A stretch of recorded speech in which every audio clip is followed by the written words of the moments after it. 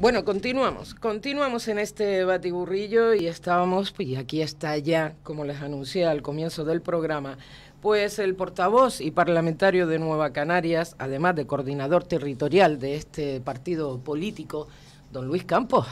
Muy buenas tardes. Hola, buenas tardes, Neri. ¿Qué tal, Luis? Pues muy bien, un placer, como siempre, estar por aquí, ahora con menos frecuencia que hace unos años. Sí, Estar en el Parlamento, que está ubicado, como saben, en Tenerife, pues la disponibilidad a veces está más ubicado por allí que por aquí, pero bueno, siempre un placer. También hay que decir que, si no, tampoco habíamos hablado antes, también cuando llegó la pandemia, la cuarentena, claro, el no poder trasladarnos. ¿Cómo ha sido vivir también esta pandemia? Primero fue adaptarse, ¿no? No creértelo. Yo creo que la primera reacción fue de estar viviendo algo que si te lo cuentan un año antes, unos meses antes, no te lo hubieras creído. Era propio de una película de ciencia ficción. Todo un planeta entero encerrado en sus casas, muchísima gente muriendo.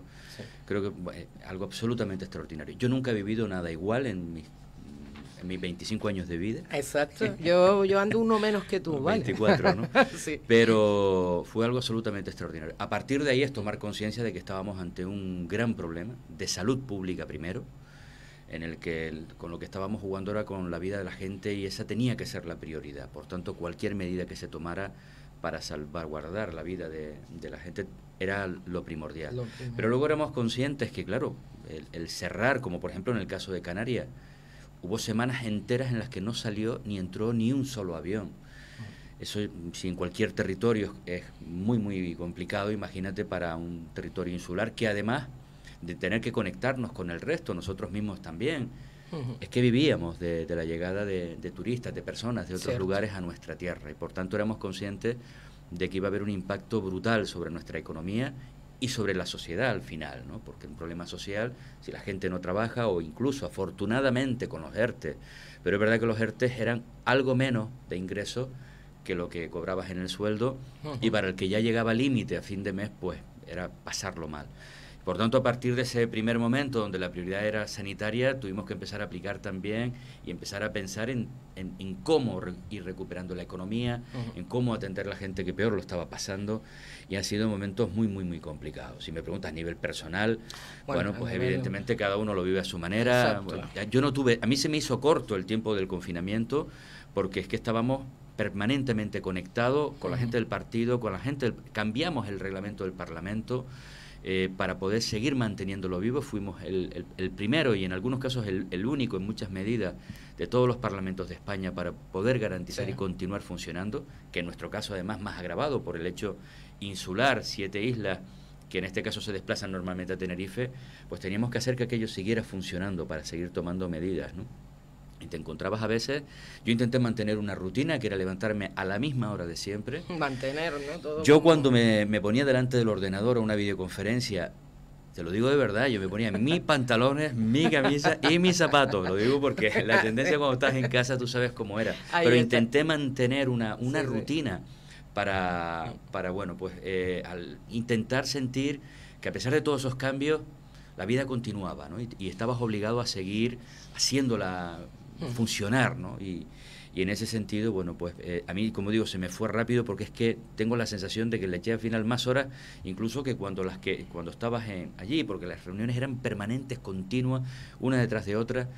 Tuvo una ventaja desde mi punto de vista personal, y fue que no tuve que coger aviones durante 1 mes y medio, y para el que coge aviones casi a diario, te puedo garantizar es una paliza, que es un palizón enorme, una pérdida de tiempo importante, agota. Y quizás fue la única parte positiva durante ese tiempo, pero bueno. ¿Crees que en toda, precisamente que estás hablando de esas medidas de que no pararon en ningún momento, crees que todas las decisiones tomadas a lo largo de estos 2 últimos años, y sobre todo en la época de la pandemia, han sido las más acertadas por parte del gobierno? Creo que se actuó siempre priorizando, como digo, primero la salud de la gente, y a partir de ahí la recuperación económica, y atender a la gente que más jodida, y permíteme la expresión, estaba, los que ya venían así y los que por culpa del COVID entraron en esa situación. Eso fue todo lo que guió todas las decisiones. A partir de ahí, que se pudo en algún caso actuar un poco antes, que alguna medida, por supuesto, no podemos decir que, pero es que estamos hablando de nunca antes habíamos vivido una situación ni tan extraordinaria, pero además tan atípica, es decir, no había un manual de cómo funcionar. Hubo una crisis económica en el 90 y pico, bueno, cuando llegó la del 2008, dices tú, bueno, en el 90 y pico, ¿cómo actuamos? No, esto era otra cosa. Exacto. Y no sabíamos cómo actuar ni nosotros, ni Sánchez, ni Macron, ni Boris Johnson, nadie en el mundo sabía cómo actuar. Unos tomaron decisiones que afortunadamente aquí, ninguna creo que tenemos que arrepentirnos, algunas absolutamente lamentables, incluso ridiculizando el COVID, creyendo que no pasaba nada, como pasó en Brasil o incluso en algunos momentos en Estados Unidos y en algún momento en el Reino Unido con Boris Johnson, que habló de, bueno, pues de vamos a llegar a la inmunidad de rebaño, no, aquí no hay que tomar medidas, nos contagiamos todos cuanto antes y la economía tiene que seguir. Claro, cuando empezó a saturarse los hospitales británicos de gente con COVID, y en la UCI y muriendo gente sin descanso, tuvieron que reaccionar. Aquí actuamos de una manera afortunadamente distinta. Eso no quita que siempre hubo problemas, siempre se puede hacer mejor, pero creo que lo hicimos lo mejor posible, hemos estado dando respuestas, medidas de todo tipo. La oposición a veces nos critica que hemos sacado cerca de una treintena de decretos leyes por parte del gobierno, que son esos decretos que solamente puedes sacarlo en caso de extrema urgencia y necesidad, no tiene que estar muy justificado. Hombre, nada más justificado que esto. Luego es curioso que cuando alguna cosa, pues a lo mejor te atrasabas un poquito, decían que por qué no tomabas medidas. Oiga, pero si el pleno pasado me decía que ya está bien de tanto decreto ley, pero bueno, el gobierno ha trabajado bien, creo que todos los grupos, y en esto sí quiero dejarlo claro. A ver, dime. Todos los grupos, los que apoyamos al gobierno, pero también los de la oposición, hemos estado a la altura. No hemos utilizado esto, por lo menos en los primeros momentos, que era fundamental para el regate corto, para imágenes lamentables como las que vivimos en el Congreso de los Diputados, hemos vivido en otros lugares. Aquí en Canarias hubo unidad, fuimos capaces de entender el momento extraordinario que se vivía y creo que eso es muy importante. Algo similar está sucediendo ahora con el volcán de La Palma. Las fuerzas políticas hemos cerrado filas, entendemos cuál es la prioridad y eso no quita que habrá tiempo para criticar lo que haya que criticar. Ahora, pues es verdad que con el tema del COVID, pues los partidos cada uno toma más posiciones y bueno, pues ya empiezas a ver. Pero durante algunos meses, en el peor momento, sobre todo cuando estábamos confinados, con todas las incertidumbres del mundo, con todas las incertidumbres desde el punto de vista sanitario, la gente que tenía negocio no sabía si iba a volver a abrirlo, quien estaba en un ERTE no sabía si iba a volver a trabajar. Creo que no hubiera entendido que entre nosotros empezáramos si tú primero, si yo más, si tú menos, ¿no? Y en eso estuvimos, y creo que es importante decirlo porque de la misma forma que a veces los políticos pues tenemos nuestras rencillas, nuestras historias, nuestras diferencias. En estos temas, en los grandes temas, hemos mantenido una unidad importante, yo creo, yo al menos me siento orgulloso de eso. Sí. Y hablo de todos los partidos con representación parlamentaria. Cosa distinta a algún partido que no tiene ni representación parlamentaria, que ya sabemos que su objetivo fundamental es dividir, sembrar odios, pero a eso ninguno nos hemos prestado y afortunadamente creo que estuvimos a la altura. Luis, lo que sí, ¿crees que llegaron las ayudas en tiempo y forma como debían haber llegado? Las ayudas siempre llegan tarde, Neri, siempre. Y da igual del tema que hablemos, porque cuando se ponen en marcha ayudas, normalmente es porque la gente las necesita. Pero no podemos olvidar dos cosas. Uno, estamos hablando de dinero público. Esto no es dinero que yo tengo, que tú tienes, que un empresario tiene. Y bueno, pues la decisión de entregarlo a algo, a alguien, es pura voluntad y en ese momento, oye, pues lo hago o no lo hago. Aunque tú tengas toda la voluntad del mundo y de querer hacerlo de la forma más rápida posible, dinero público, tiene que haber unos procedimientos. Tú no puedes decir, bueno, vayan pasando por aquí y toma. Y por tanto, todo esto lleva a una complejidad a veces extraordinaria. Segundo, es que estábamos reaccionando a algo que no sabíamos cuando nos confinaron. No sabíamos, ¿te acuerdas que se confinó inicialmente por 15 días? 15 días. Y luego se iba ampliando. Entonces, al principio, muchos pensábamos que en 15 días quizás podíamos salir. Luego ya te diste cuenta de que no, y que además esto iba para un poquito más largo. Creo que hubo medidas importantes, empezando por el gobierno de España. La aplicación de manera inmediata de los ERTE para mí ha sido la medida más determinante de todas. ¿Y que hayan tenido ese plan diferencial con Canarias? Es fundamental, si aterrizamos luego aquí, pero fíjate que la medida de los ERTE, porque no es solo, el ERTE no es solo garantizar un ingreso a mucha gente, que a lo mejor una parte importante lo hubieran podido tener vía paro, por ponerte un ejemplo. Sí. Era que la gente siguiera vinculada a su empresa durante ese periodo de incertidumbre tan grande que existía, ¿no? Y creo que eso era fundamental, porque en estas cuestiones no es solo el problema económico, sino también desde el punto de vista de salud mental, de estar tranquilo, de oye, a mi empresa de momento no me ha despedido porque ha tenido que cerrar durante 1 mes y medio, sigo vinculado a través de un ERTE y cuando esto mejore me va a volver a llamar. Y esto es importante para todos, pero ni te cuento para los que tenemos ya más de 45, 50 años. Exacto. Cuando te despiden es un drama porque cuesta muchísimo volver a tu puesto de trabajo. En Canarias empezamos aplicando, por ejemplo, un ingreso mínimo que se aplicó, una ayuda extraordinaria de emergencia que se entregó de manera absolutamente extraordinaria. Cambiamos toda la normativa porque la gente no podía ir a ningún sitio a arreglar papeles y pudieron hacerlo por internet y a través de llamadas telefónicas, y en menos de 1 mes se entregó esa paga extraordinaria a gente que no tenía nada, ni siquiera ERTES, porque no contaban con anterioridad con un empleo. Yo creo que eso fue una medida importante con agilidad, y luego 1 mes y medio más tarde volvimos a replicar esa ayuda porque bueno, esto se fue alargando y creo que fue importante. Las ayudas a las empresas es cierto que tardaron un poco más, porque primero había que ver cuál era el impacto, el daño que había, más allá de las ayudas al autónomo que se plantearon desde el Estado. Y bueno, ahora hemos tenido, en el caso de Canarias, se activaron 180 millones de euros por distintas vías y fórmulas, unas directamente al sector turístico, para bonificar el IBI, otras que estaban destinados a esto también. Llegamos a un acuerdo con el sector turístico y de ahí salió una parte importante de los bonos turísticos que llegaron a decenas de miles de personas, que significó, oye, yo te pongo una parte, si la familia, la persona beneficiaria pone otra, contribuye a ir recuperando, a ir abriendo los hoteles, pero también a muchísimos autónomos, pequeños empresarios esas ayudas. Y luego, pues esos casi 1.144 millones de euros que se están repartiendo en este momento, una cantidad importantísima del Estado, y que se van a repartir todos, no te quepa la menor duda, y además se van a repartir todos antes de fin de año. Cuando había, seguro.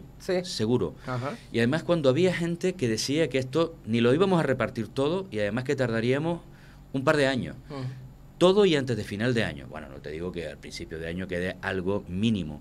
Afortunadamente, además, hicimos convenios que hasta ahora no se estilaban con las cámaras de comercio para agilizar todo esto al máximo, y está funcionando. También se encontraron con un problema, porque lo recuerdo, el tema de personal, pero eso es un problema que tiene absolutamente todas las administraciones. Lo vemos en los ayuntamientos, bueno, del Cabildo a lo mejor no he oído tanto, del Cabildo Gran Canario estoy hablando, pero prácticamente en todos los ayuntamientos, y también lo vimos en el gobierno de Canarias, ¿no? Ese es un problema, desgraciadamente, en la etapa del Partido Popular, aquellos grandes recortes que se hicieron, hubo muchas medidas, ahora casi ya no nos acordamos, pero aquellos famosos Viernes Negros, donde después de cada consejo de gobierno era un hachazo tras otro, en forma de recortes de todo tipo, económicos, sociales, y a la administración pública también. En aquel momento a mí me tocó estar en una administración como era el Ayuntamiento de Santa Lucía.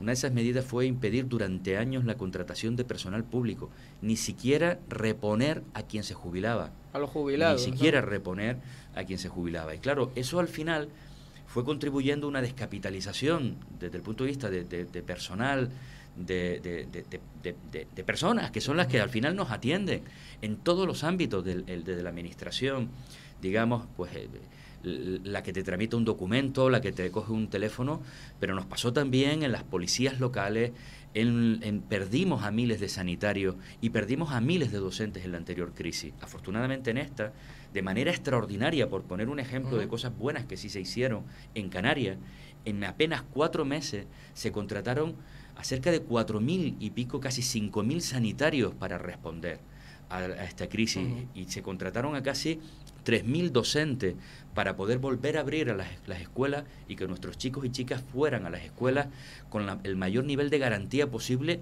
en una epidemia como la que estábamos viviendo. También nos dijeron que aquello iba a ser un caos y funcionó. El caos que es siempre el inicio de cualquier curso, que sabemos, una baja de un profesor, algún problema, una aula que cuando llegas pues había un problema en el centro. No ha sido la incidencia. En absoluto, todo lo contrario.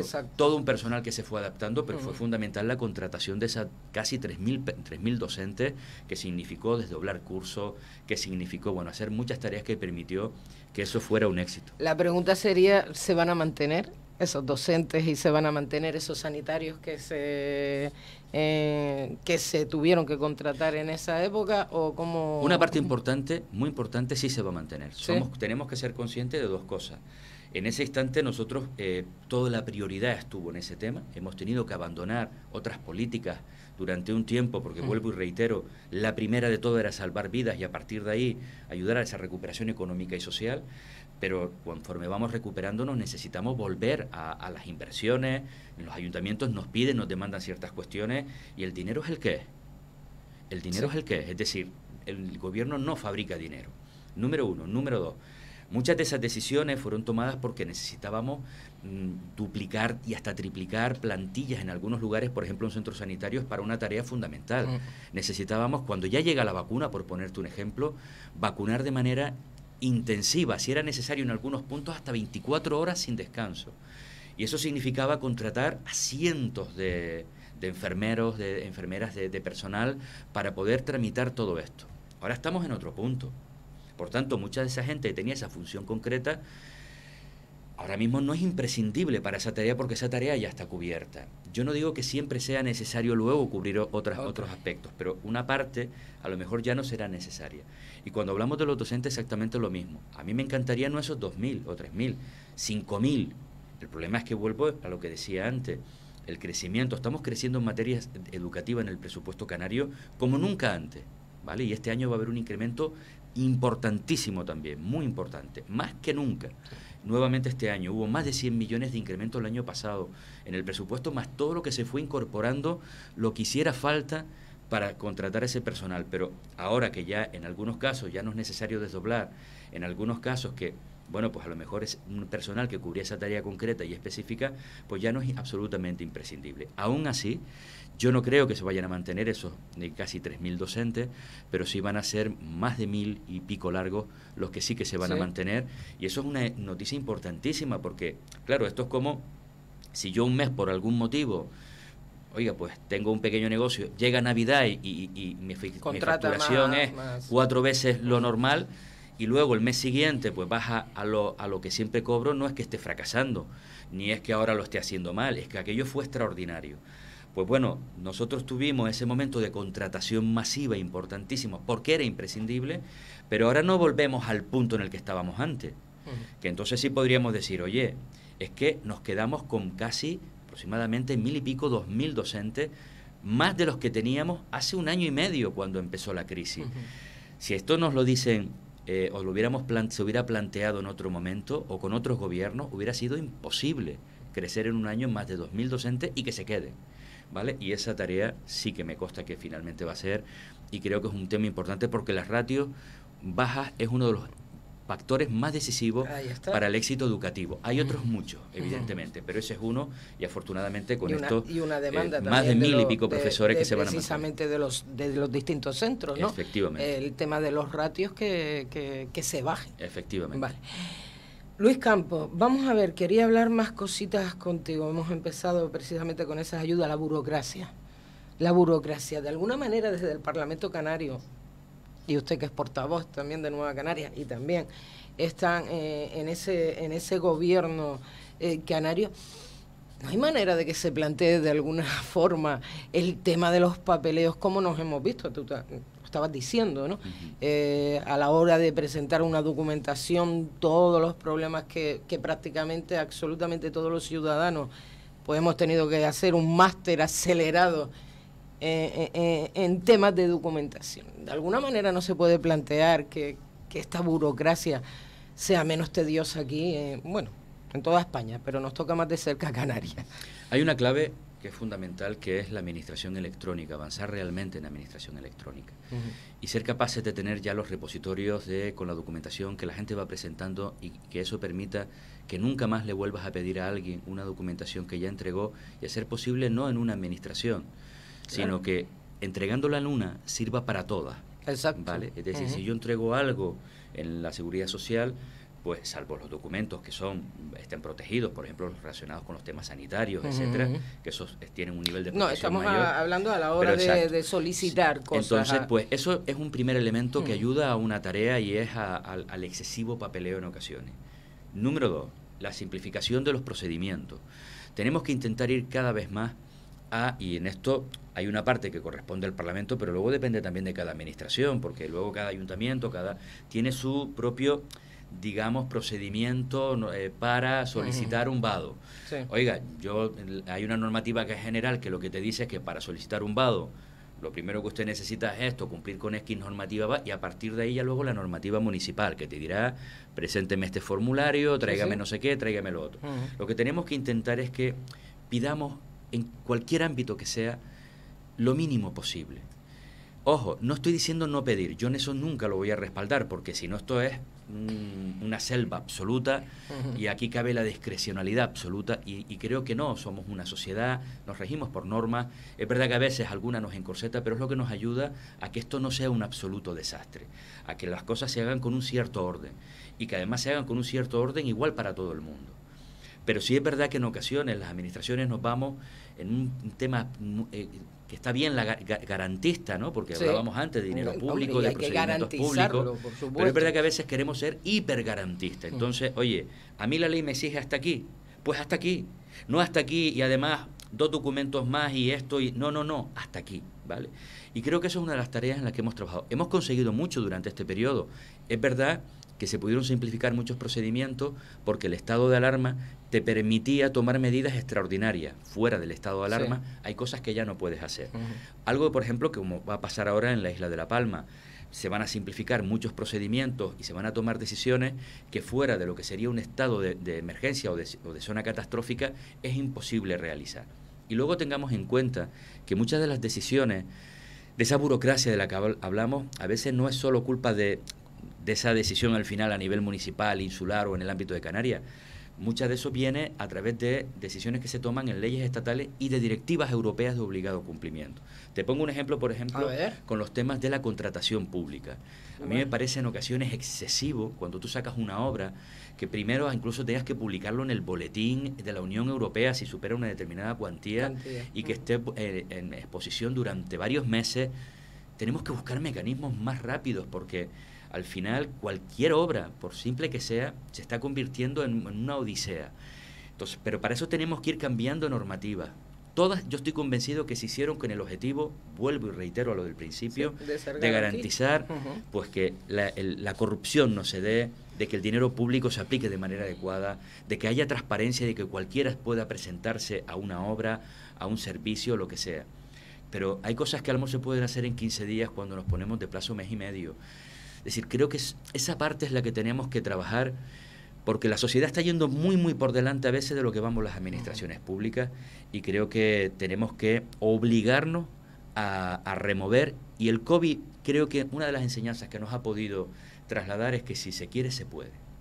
De que no hay nada inamovible, ni siquiera como creíamos que era el mundo, porque llega algo y te lo cambia por completo. Tampoco esperábamos que nos encerraran durante 3 meses. Ahí está. Pues si hemos sido capaces de adaptarnos a eso, ¿cómo no vamos a ser capaces de adaptar una norma para hacer más flexibles ciertas cosas, ¿no?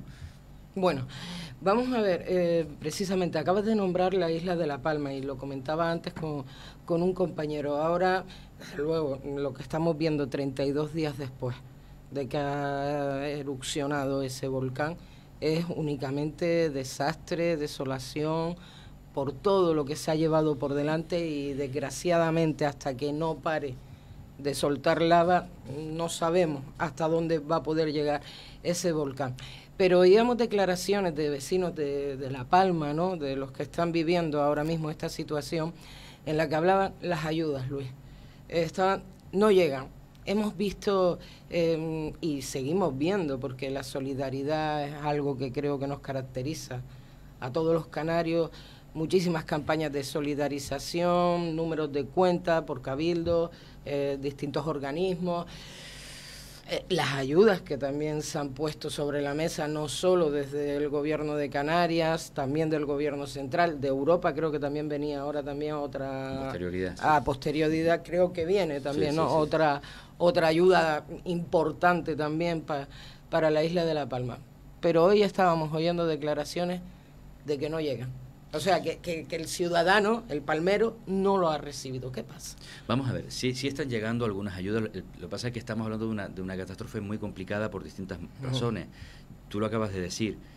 Primero, esto no es un incendio que dura 3 días y cuando acaba, bueno, 32 días y sigue. Y sigue, desgraciadamente. Entonces, aquí hay distintos niveles de ayuda. Es decir, están, digamos, las ayudas de emergencia para la gente que se ha quedado sin nada, pues para que tenga, oye, pues para lo básico, para poder comer, para poder comprarse algo de ropa o para tener una vivienda. Se ha buscado alternativa habitacional para la mayoría de gente.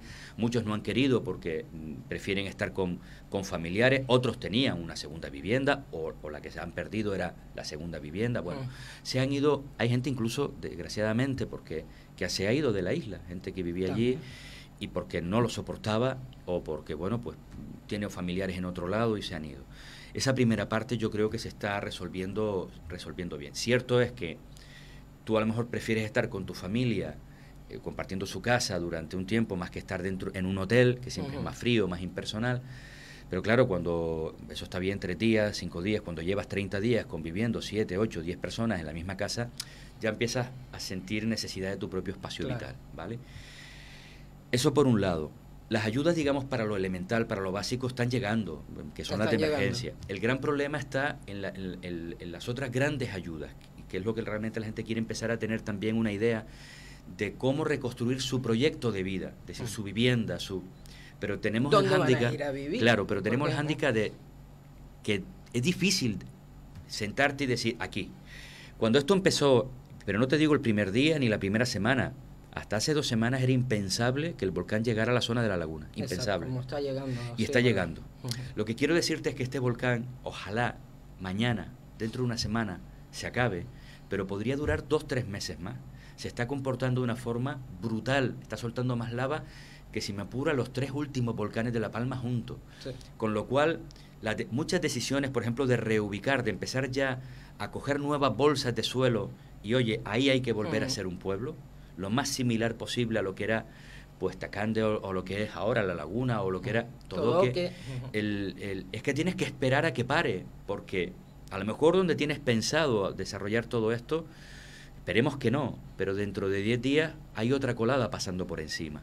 Eso es un problema enorme, pero no solamente para generar las nuevas viviendas, es que esas viviendas no puedes hacerlas sobre un vacío, tienes que hacerlas sobre un lugar donde lleguen carreteras, donde llegue el agua, donde llegue la luz.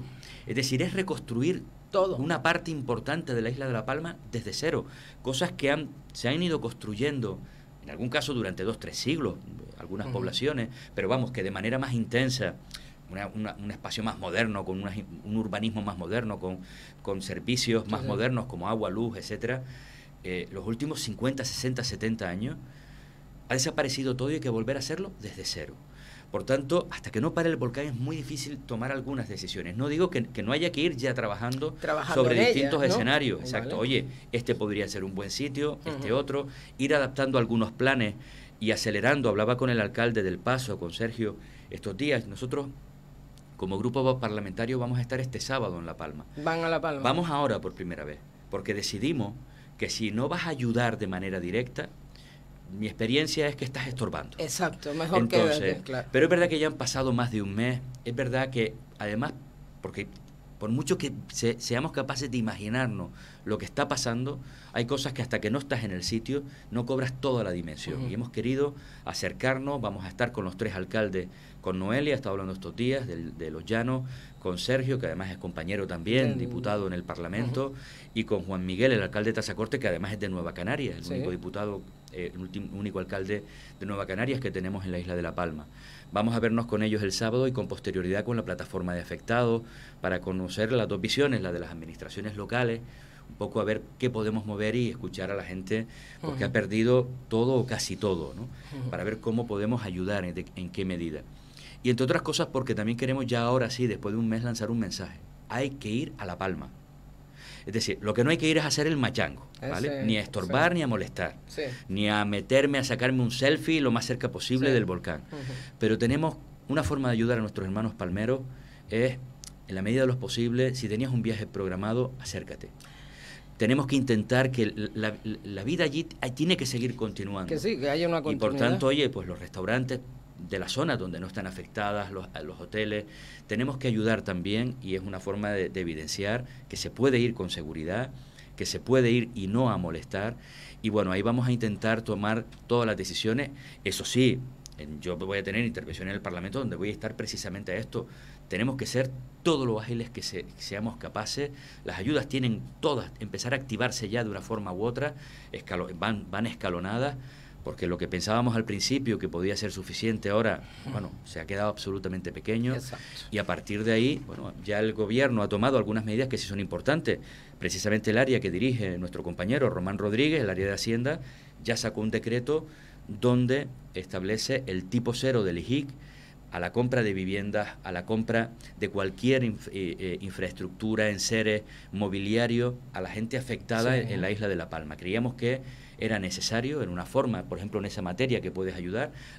Están elaborando otro decreto precisamente para presentar ya de simplificación administrativa y unificación en un único registro, para que la gente no tenga que ir a varios registros en la isla de La Palma. Lo que hablábamos antes de esa burocracia, ¿no? Para centralizarlo todo, y tienes la cobertura de ese estado de emergencia, podemos hacerlo allí sin ningún tipo de problema. Se han liberado por parte del gobierno de manera inmediata más de 30 millones para compra de vivienda. Ya se compraron 17, ahora se van a comprar otras 70. Probablemente estas serán provisionales, porque la idea no es que quien estaba acostumbrado a vivir en su casa de campo, con su terrenito delante, que además su hijo vivía al lado, el vecino de toda su vida por aquí, ahora meterlos en unos pisos para el resto de su vida. Mucha gente no va a adaptarse a eso. Pero sí, no vamos a tenerlos en hoteles durante 2 años en los que levantamos esos nuevos barrios, esos nuevos pueblos. Hay que ir buscándole viviendas, por eso estamos comprando lo poco que hay libre, porque el problema está en que no hay 3.000 viviendas terminadas que estaban esperando a ver si alguien venía y las compraba. Claro, estamos pero hablando lo que de una hay, isla menor también, exacto, no es igual que a lo mejor Santa Cruz o Gran Canaria. Estamos buscando alternativas de viviendas prefabricadas, que eso se puede montar muy rápido, de manera que serán viviendas provisionales durante un tiempo hasta que se vuelven a levantar esos nuevos núcleos poblacionales. Y para eso hay dinero. Ya anunció también Román Rodríguez en los próximos presupuestos de la comunidad autónoma que se presentan el día 29, va a haber una partida de 100 millones de euros, al margen de lo que siempre ha ido a La Palma, ¿vale? Para que te hagas una idea, a La Palma normalmente van entre 60 y 70 millones de euros cada año. Bueno, eso seguirá yendo, pues se habilitan 100 millones ampliables, que es lo más importante, porque lo que comentó Román es: ponemos 100 millones porque no tenemos idea de cuánto dentro de nuestras competencias va a ser necesario para 2022, y ya anuncia que habrá otros 100 millones para 2023, porque reconstruir va a ser una tarea de años. Esto no se va a reconstruir en 6 meses, ni va a ser una tarea de años. Pero lo que sí que comentaba es que cada una de esas partidas tendrá la consideración de ampliable, porque hay partidas que no son ampliables y cuando se agotan, se acabó. Pues estas son ampliables, es decir, que si se necesitan 150, serán 150. Si se necesitan 200, serán 200. Lo que haga falta. Para esa isla de La Palma, y es como tú dices, Luis, que al final cuando deje ese volcán de emitir lava, es cuando tenemos que estar todos en esa isla de La Palma. Luis Campo, portavoz de Nueva Canaria. Quería, antes de hablar pues de ciertas iniciativas que he visto que han puesto en marcha, ahora con toda esta pandemia, que tuvimos ese cero turístico, que nos dimos cuenta también muchos canarios a lo mejor de la importancia del turismo en esta tierra, ¿no? Nuestro principal, ¿no? Ingresos, ¿no? De economía. ¿No era el momento a lo mejor de plantear otro modelo económico en Canarias, o ir introduciendo o ir poniendo esas primeras piezas para hablar de otro modelo económico en esta tierra? Sí, ese debate ha estado siempre. Bueno, sí. Yo desde que entré en el Parlamento, yo a veces cuando tengo intervenciones en el Parlamento y hablamos de la internacionalización de nuestra economía o de la diversificación de nuestra economía, yo digo que cada vez que hablamos de eso en el Parlamento muere un baifo, porque ha sido tan recurrente siempre. Sí. Y yo creo que de verdad que siempre se ha intentado. El problema está en que es difícil, es decir, y sobre todo por una cuestión, nuestro principal obstáculo para diversificar nuestra economía ha sido precisamente ser tan buenos en algo como es el turismo. Si no hubiéramos sido tan buenos, seguramente hubiéramos desarrollado otras cosas. Pero como nos iba tan bien, y éramos una de las potencias más importantes del mundo, Canarias, no siendo un país, o sea, un estado, sí, sí. Canarias es uno de los... Si nosotros mañana nos independizáramos, por ponerte un ejemplo, vale, fuéramos un país, Canarias sería uno de los primeros países del mundo en materia turística. Esto para tomar una dimensión de lo que estamos hablando, ¿no? Y proporcionalmente a la población ni te cuento, ¿no? La primera, sin duda, el primer territorio del mundo en cuanto a su población y lo que mueve el PIB, los 16 millones que llegamos a tener de turistas poco antes de que llegara el COVID. Entonces yo creo que eso al final ha hecho que ante esa gallina de los huevos de oro permanente, porque no, además no ha sido una cuestión de un año ni de dos, sino de año tras año, década tras década. Y pues aumentando el número todos los años. Exacto, y además aumentando es lo que ha hecho pues que al final, queriendo o sin quererlo, poco a poco, el resto, todo, incluso el resto de sectores económicos, terminan especializándose para atender al turismo. El sector primario para cubrir la demanda de nuestros hoteles, el resto del sector servicios, y al final, desgraciadamente, ponemos solo una gallina a los huevos de oro, que es el turismo. Yo soy de los que creo que el turismo es algo fundamental. Si nosotros no fuéramos una potencia, lo digo porque hay algunos que constantemente están denostando el turismo también, y con un discurso muy negativo del mismo. Yo lo que sí que digo es que yo no he compartido la política turística de anteriores gobiernos, donde la principal política turística era contar turistas. Sí. Si llegan 15, que vengan 16, si vienen 16, 17, sin hacer nada más. No.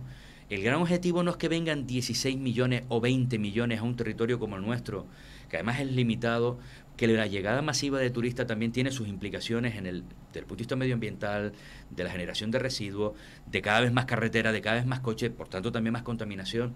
Lo que tenemos que intentar conseguir es cualificar nuestro destino desde el punto de vista turístico para que no con 16, sino con 13 millones recaudemos incluso más de lo que estamos recaudando ahora, para ser capaces de atraer un turismo que dejen más dinero en el destino frente al dinero que dejan ya en origen a través de turoperadores, etcétera. Eso es la gran tarea la que nosotros tenemos que colocarnos. Y diversificar también el turismo desde el punto de vista de que no es solo sol, playa y ni te cuento todos incluidos. Tenemos que ser capaces de hacer que esa riqueza que se genera a través de los principales núcleos turísticos se disperse en el resto de islas y dentro de cada isla en el resto de territorios, ¿no? El turismo rural, de deportes, de cultural. Tenemos que ser capaces de abrir un abanico amplio ofertando desde el punto de vista de calidad, de infraestructura, de personas especializadas, de profesionales avanzados en cada una de estas materias, de empresas muy avanzadas en esta tarea. Por tanto, yo defiendo el turismo y te decía que si no lo tuviéramos, si no fuéramos una potencia, estaríamos diciendo que por qué no hacemos lo de otros lugares que son potencia mundial en materia turística, ¿no? Aquí que tenemos sol, playa y condiciones. Bueno, esa tarea la hemos hecho. Ahora tenemos que ser capaces de reducir el peso del PIB, que no significa con esto ponerle trabas al turismo, sino cómo reduces tú el peso del PIB sin que se vea afectado el turismo en sí, incrementando el resto del peso del PIB de otros sectores. Entonces, no puede ser que nuestro sector primario solo represente apenas, no llega al 2% de nuestro Producto Interior Bruto. Exacto. Nuestro sector primario. Y además soy de los que defiende que uno de los principales actores que deben de participar de manera decidida en que el peso del PIB de nuestro sector primario crezca y por tanto el peso de la economía en el sector primario y por tanto las hectáreas que se ponen en explotación, que ahora están abandonadas, y por tanto los miles de puestos de trabajo en ese sector que se podrían crear, esto no es solo responsabilidad de las administraciones públicas, también de este gran sector, el del turismo, que tiene que empezar a mirar hacia nuestro campo y empezar a introducir productos de nuestro sector primario en sus hoteles, en sus apartamentos, en sus restaurantes. Yo no digo todo de aquí. Lo que no puede ser es que en algunas cartas no encuentres nada de aquí. Y que cuando encuentras luego 2 vinos de aquí, estén al final de la carta. Eso no me pasa cuando viajas fuera. Yo estuve recientemente en Pamplona. Y resulta que todos los primeros vinos, todos eran de la zona. Claro. Me pareció algo positivo. Yo cuando voy a Tenerife y me toca quedarme a dormir, me quedo en el Hotel Escuela, que además es un hotel público también, y me quedo allí. Y tienen una buena cocina cuando toca cenar, y el otro día veo una nueva carta y había como unos 12 vinos en la carta. 8 eran canarios. Claro. Oye, chapó. Sí. Llamé al maître y le dije, felicidades, y porque me parece, pero además los 8 primeros y los otros 4 detrás. Entonces, cosas como esta son las que ayudan a que... Porque además considero que si el sector turístico se implica, no solo va a ganar el sector primario, y por tanto la sociedad canaria, que incrementará su renta, va a ganar el propio sector turístico. Si conseguimos que haya más gente trabajando, uno de los principales clientes del sector turístico son los propios canarios. Sí. Si hay más gente que tiene rentas más elevadas, no solamente irán más a nuestros hoteles y apartamentos, sino que cuando vayan y a nuestros restaurantes podrán gastarse más. Pero es que además recuperar en nuestro sector primario cada vez más hectáreas redunda de manera positiva también en nuestro sector primario, porque quien viene aquí va a ver una isla más bonita, más hermosa, más verde, en lugar de terrenos absolutamente abandonados o invernaderos como los que nos encontramos. Exacto, pero no hay que, porque estamos viendo cada vez precisamente ese sector primario más abandonado. Claro, pero... Totalmente, cada vez, por lo menos en esta isla de Gran Canaria, como no nos vayamos al norte, hasta el sureste, que era una zona de mucho invernadero, de mucho tomatero. Pero por eso, esa luego es otra tarea, evidentemente, que tenemos que reconvertir nuestro sector primario, porque el sector primario de esta zona estaba muy enfocado hacia la exportación. Sí. Es decir, dependes al final de terceros, de otros países, de países competidores, como está pasando con Marruecos, que no podemos competir, nunca podremos hacerlo, ni con su mano de obra, ni con una legislación mucho más laxa en todos los sentidos, desde el punto de vista de productos fitosanitarios, de todo. No puedes hacerlo. Por tanto, tendremos que ser capaces de ir también adaptando nuestro sector primario hacia nuevos cultivos más orientados hacia el mercado interior, avanzar hacia esa soberanía alimentaria, porque no tiene sentido que estemos llevando hacia afuera productos y luego trayendo de fuera los productos que se comen nuestros turistas aquí. Por tanto, por eso digo que esto debe ser pensar mucho. Pero he hablado del sector primario, pero lo mismo pasa con el sector, nuestro sector industrial. Y algo fundamental, que por ejemplo en este tiempo se ha demostrado la importante que es todo lo relacionado con las nuevas tecnologías, con la ciencia, con el conocimiento. El volcán. Hemos descubierto a Involcán, un centro tecnológico avanzadísimo. Yo conocí a Nemesio porque participaba en las jornadas del sureste en muchas ocasiones. Este señor, bueno, pues que vemos, contundente, pues Nemesio es uno de los mayores expertos mundiales en vulcanología y lo tenemos en Canarias en Involcán. Tenemos que ser capaces de que estos centros como el ITC, como el PLOCAN aquí o como el Instituto Astrofísico en Canarias, Canarias tiene algunos de los centros tecnológicos más avanzados del mundo, pues tenemos que invertir en ello, ser capaces para que nuestros investigadores se puedan quedar aquí. ¿Pero podrían generar economía? O sea, y más empleo. Por supuesto, en el sentido, no todo al final se trata de economía, ojo. No, cuando nosotros hablamos de tener una infraestructura como Involcán puede salvar vidas. Es decir, haber detectado de antemano, saber que iba a explotar y luego casi pedir perdón porque se equivocaron en 200 metros. Es que esto hace 15 años, tú no te enteras de que explota el volcán hasta que lo tienes encima de tu cabeza, ¿no? Entonces, eso es fundamental. Pero es que luego además son generadores de economía estos centros. El Instituto Astrofísico de Canarias, que está ubicado en La Palma, tiene también una parte en Izaña, en Tenerife, al final hace que muchos de nuestros investigadores, de nuestros jóvenes canarios, primero no tengan que salir fuera, pero además atraen a investigadores de todo el mundo que vienen y al final se alojan aquí durante tiempo. Se generan infraestructuras necesarias para poder mantener esos centros de altísima calidad. El PLOCAN ahora, que está trabajando todo el tema de la economía azul. Estamos siendo punteros y desarrollando tecnología en algunos casos que viene Noruega a testarlas aquí. Al final, todos esos empleos, actividades económicas, inversión. Por tanto, el conocimiento, la I+D+I es importantísima. Infecar, que pertenece al Cabildo de Gran Canaria. Raúl García Brin, nuestro compañero, cuando él llegó a Infecar hace unos años, él me decía que lo que le recordaba Infecar los días que no había un congreso o una feria, como la Feria Internacional del Atlántico, Infecar era, lo más que le recordaba era un tanatorio. Había una persona que abría y cerraba la puerta de aquel inmenso espacio. Hoy, mañana, a las 9 de la mañana, en Infecar hay 400 personas trabajando. ¿Sabes cuáles son la mayoría de las empresas ubicadas allí? A través del impulso que se le ha dado con la Sociedad de Promoción Económica de Gran Canaria. Empresas de altísimo contenido tecnológico, que son los que elaboran los videojuegos, que luego nuestros chicos y chicas compran aquí, en Berlín y en Nueva York. Son desarrolladores gráficos, son desarrolladores de películas de animación de punteras a nivel mundial. Eso lo tenemos aquí ahora mismo. hace años era impensable, pues se ha ido avanzando y está permitiendo que muchos de nuestros chicos, lo que te decía antes, no tengan que irse ni a Estados Unidos ni a ningún lugar, sino se mantengan, y además otros están llegando y viniendo también. Y estamos viendo, creándose muchísimas empresas y moviendo, y van a mover decenas de millones de euros. El tema del cine, que hemos tenido esa disputa. Ahí está, pero afortunadamente estamos atrayendo inversiones importantísimas que generan economía, es decir, sí que hay potencialidades, tenemos que seguir avanzando, se están haciendo cosas importantes, pero yo siempre hago un llamamiento.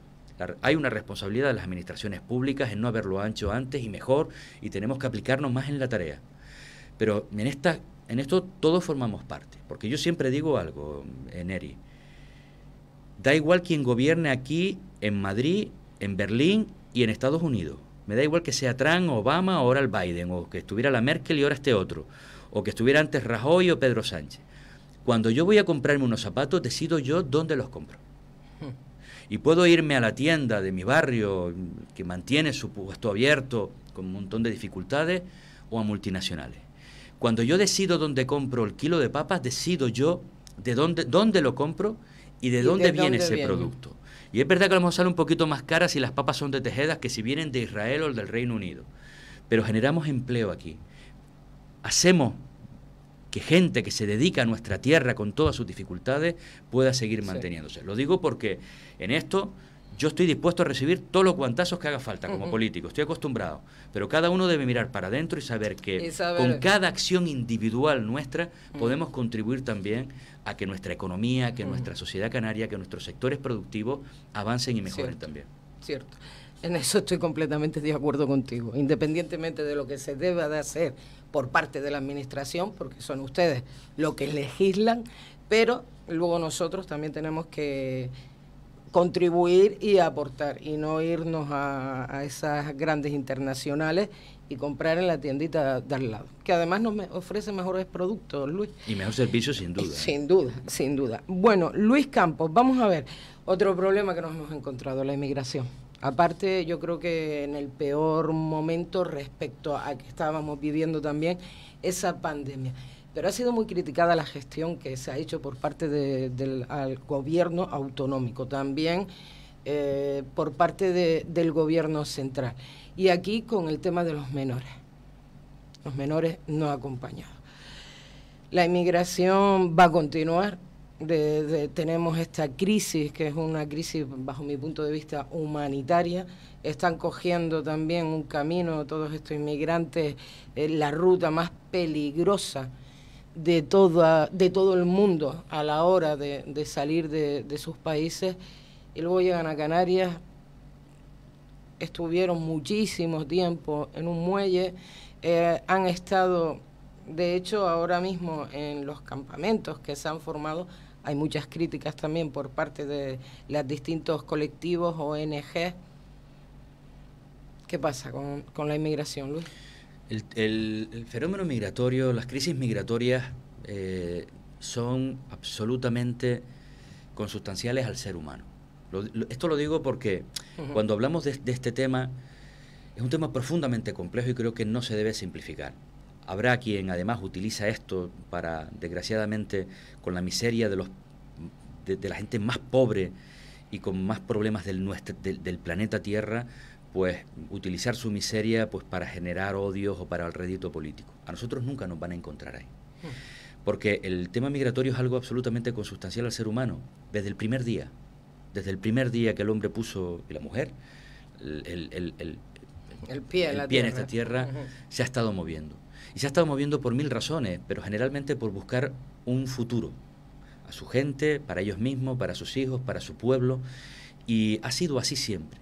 Y si aterrizamos en Canarias, es que Canarias ha sido, es y va a seguir siendo siempre tierra de migrantes.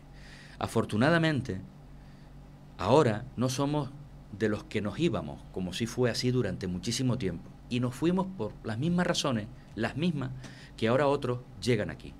Huir de la miseria, huir del hambre, buscar un futuro, buscar algo que aquí no encontraba, huir de la guerra, de las represalias, en el caso cuando la guerra civil, en definitiva las mismas causas que hacen que algunos se suban en barcas sin saber nadar para cruzar algo que nosotros no somos capaces a veces de hacer, bueno, de aquí a 200 metros de la orilla, y desgraciadamente lo que está suponiendo que en este año hayan muerto cientos y cientos de personas, de seres humanos, no de inmigrantes, de seres humanos, muchos de ellos niños y niñas, bebés incluso.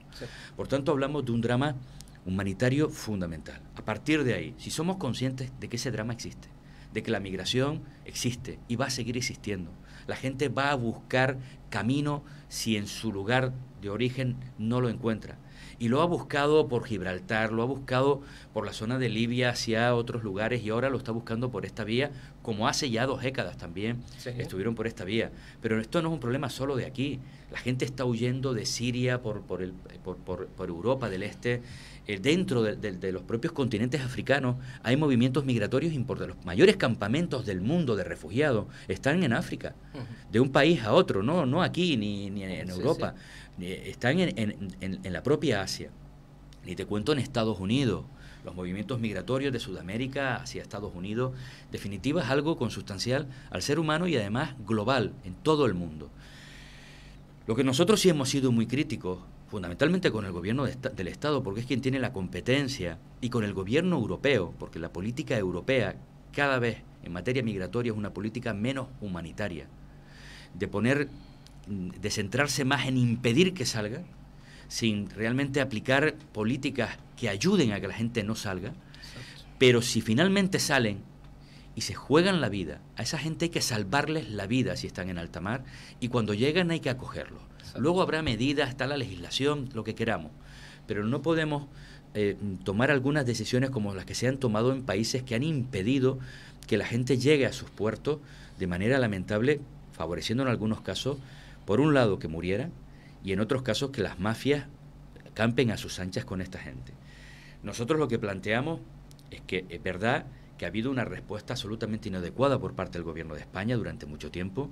Fue vergonzoso lo de Arguineguín. Esas son imágenes que nunca tuvieron que producirse en un territorio que estaba acostumbrado, que hemos tenido episodios similares, porque si esto nos coge como el COVID, como hablábamos al principio, oye, nunca nos había pasado algo, es que no estábamos preparados. Hemos vivido episodios similares. Por tanto, es verdad que todo esto con un COVID por medio, estaba el tema del aislamiento, pero ojo, es que aislamiento. Tuvimos a casi 2.000 personas en el espigón de un muelle. Ahí está. Unos con otros, pegados allí, llegando de distintas barcas. Fue lamentable.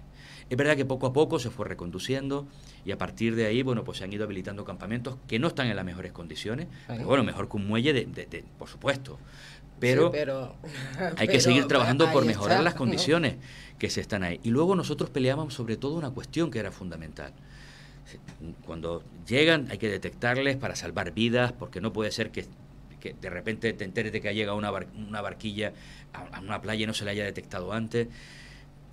Acogerlos de manera digna, pero exigíamos la derivación también de una parte importante de ellos al resto del Estado. Pero no porque esto es un problema que nosotros no queremos saber nada, no. Nosotros en una primera acogida no hay problema, oye, aquí estamos. Pero este es un problema que no es un problema de Canarias. La gente está viniendo por aquí porque somos, digamos, un territorio frontera con los países emisores. Exacto. Pero la gente no viene a quedarse aquí. La mayoría quieren continuar camino hacia España y hacia el resto de Europa, porque allí es donde tienen familia. Y se convirtió esta isla, como ya pasó con Lampedusa y con otras, en islas cárceles, donde no se dejaba salir a la gente. Y nosotros ahí nos encontraron enfrente.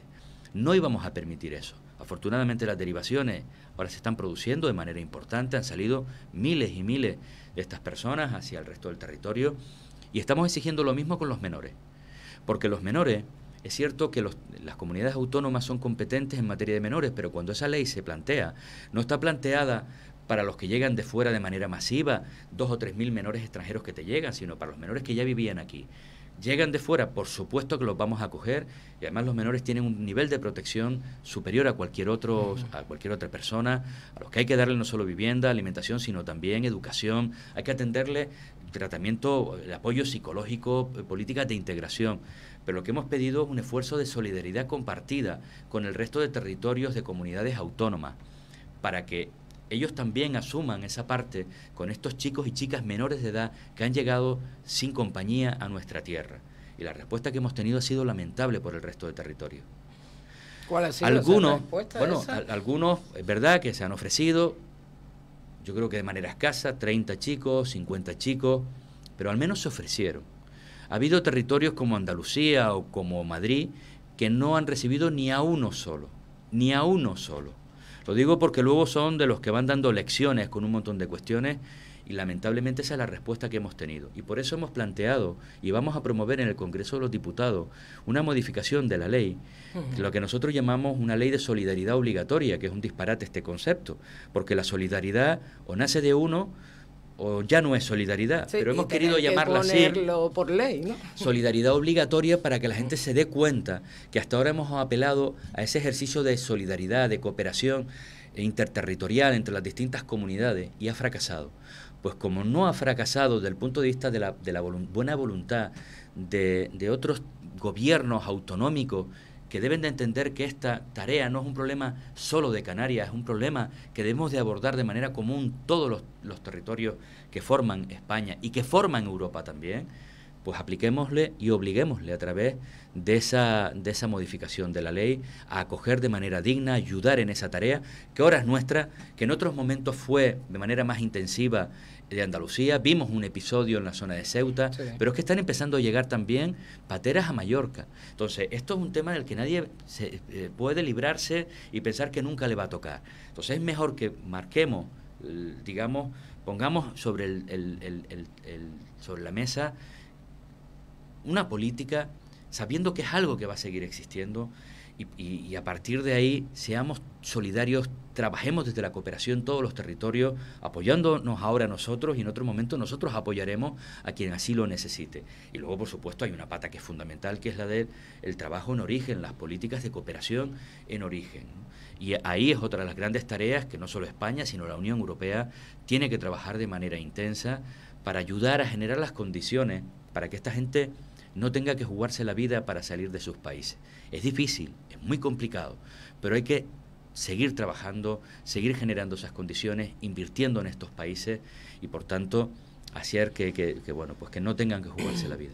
Luis, llevamos y seguiría de verdad hablando contigo porque son muchas cosas las que me hubiese gustado preguntarte.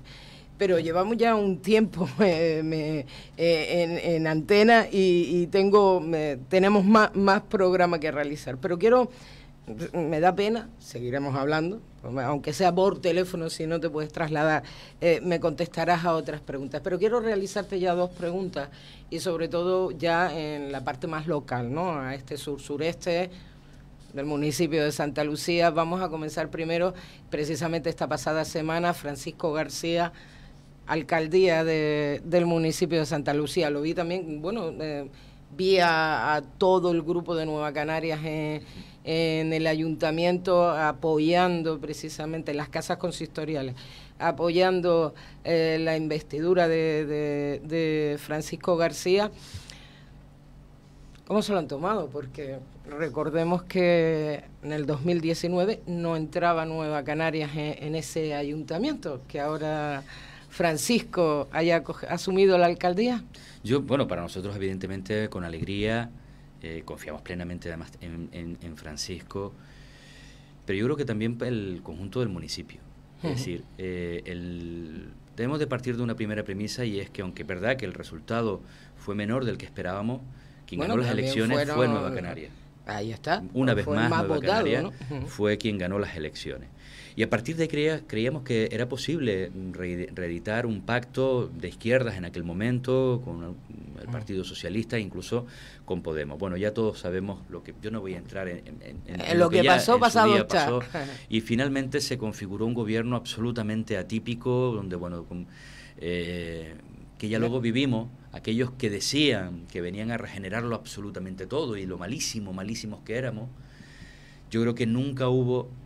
Si me apura, yo no recuerdo, ya no solo en Santa Lucía, que por supuesto nunca hubo un episodio tan lamentable, 9 meses tan lamentable de la vida política por parte de nuestro ayuntamiento, pero es que yo no lo recuerdo en ningún otro ayuntamiento. Es decir, de matarse entre ellos, perdóname la expresión, permíteme la expresión, de denunciarse día a día en los juzgados, en las radios.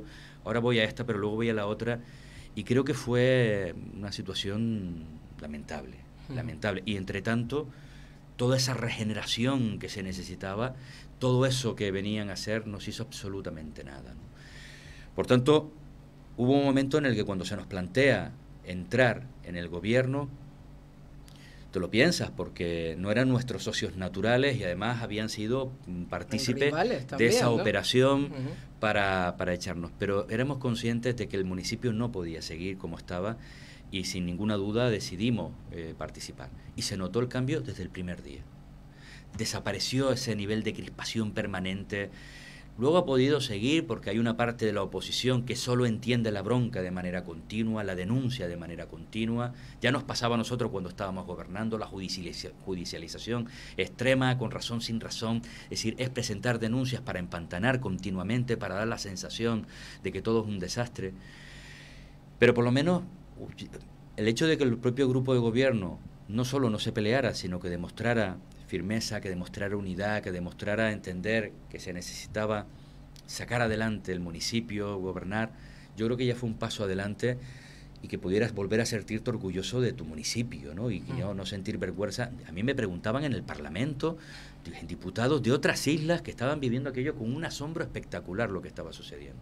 Y creo que ha sido un año y medio de respeto, de trabajo común entre el grupo de gobierno, encabezado en aquel momento por Santiago, también con el Partido Popular y con nuestros compañeros y compañeras de Nueva Canarias, respetando cada uno sus áreas, de avanzar en una situación extraordinaria, porque al poquito de entrar nosotros llega ese confinamiento del que hablábamos antes, el COVID, que todo lo cambia, que todo lo mueve, y luego, bueno, a partir de ahí, pues ir tomando medidas para ir recuperando el pulso, adaptándonos a esta nueva normalidad, que cada vez más, afortunadamente, es la normalidad que teníamos antes, ¿no? Pero bueno, yo creo que finalmente fue una buena decisión entrar. Y creo que ahora, bueno, con la entrada de Francisco, recuperamos para la alcaldía también a un gran gestor público, alguien que lleva 20 años en el ayuntamiento, que lo conoce en profundidad, que ha trabajado con Camilo, con Silverio, con Dunia, también ahora en esta última etapa con Santiago, que conoce la administración por dentro, que conoce nuestro municipio como nadie. Es una persona de consenso, de diálogo, con un gran equipo detrás.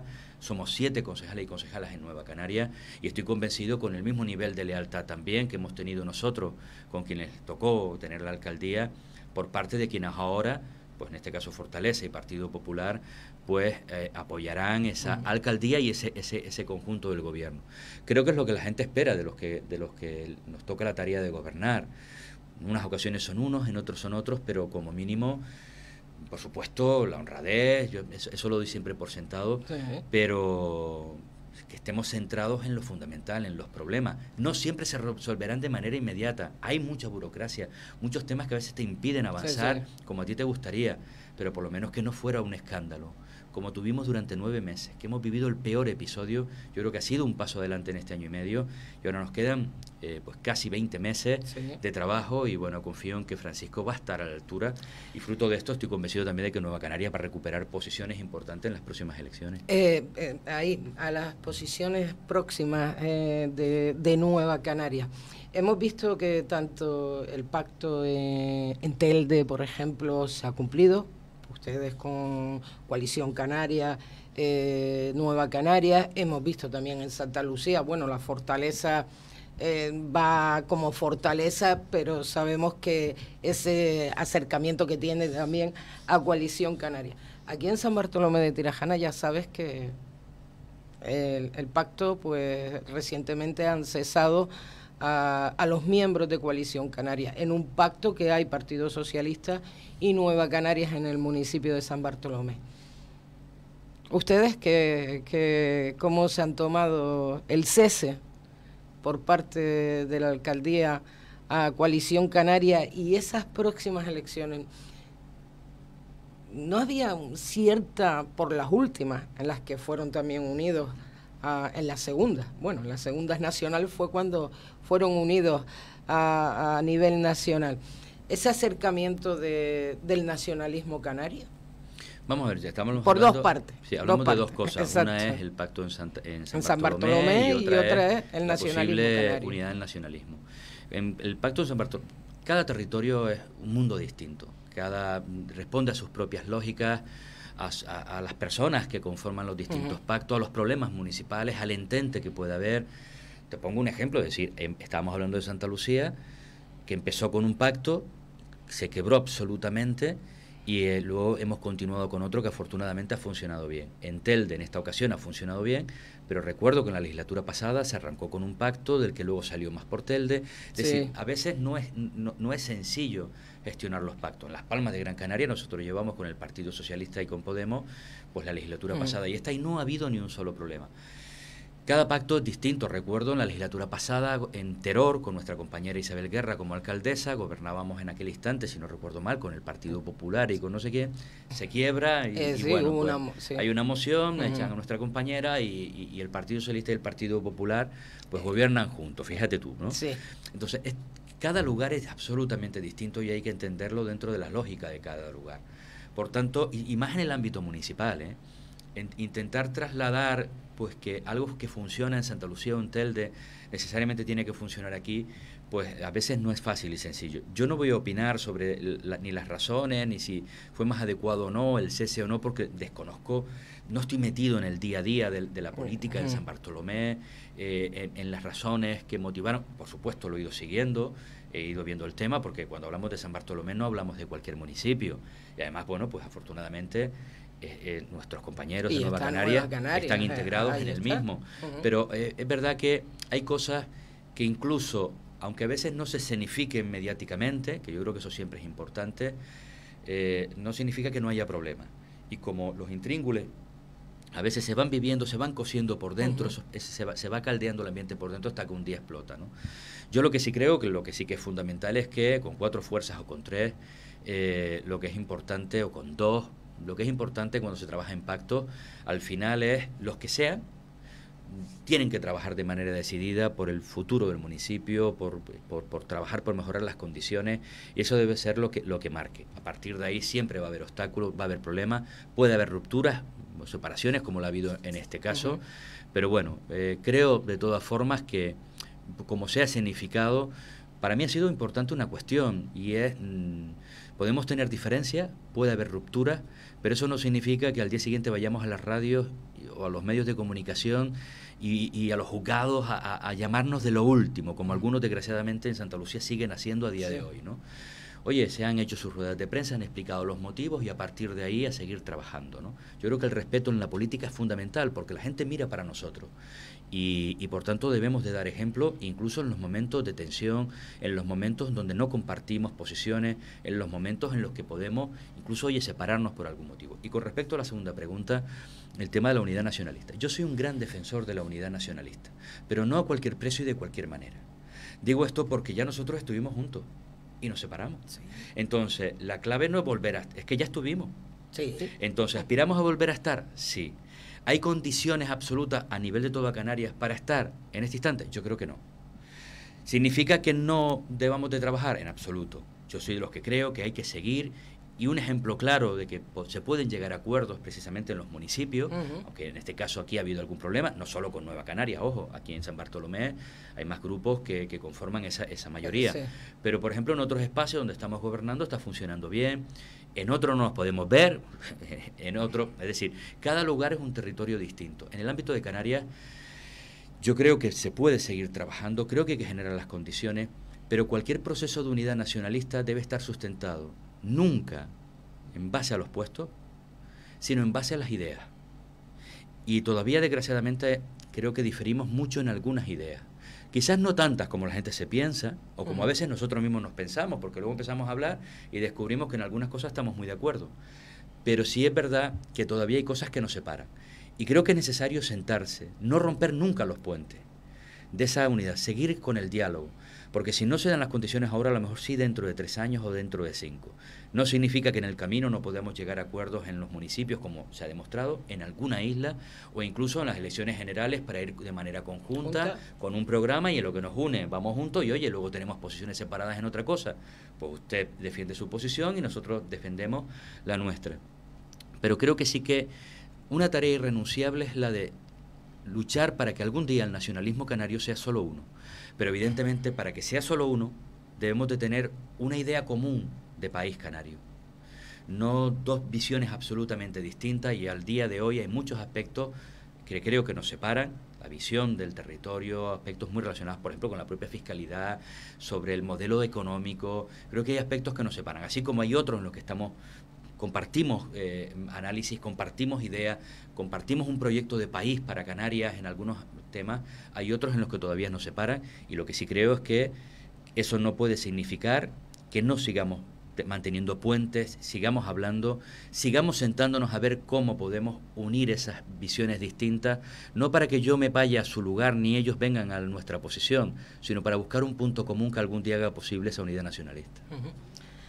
Pues Luis, se nos agota el tiempo, lo siento muchísimo y vuelvo y repito, había muchas cosas, sobre todo del gobierno canario, que por eso estás en ese parlamento, pues que me hubiese gustado hablar contigo, pero como siempre nos comprometemos a seguir hablando, seguiremos en contacto y como siempre despido normalmente a los políticos que están en esa parte tan importante de la gestión, ¿no?, de un territorio, en este caso del gobierno canario.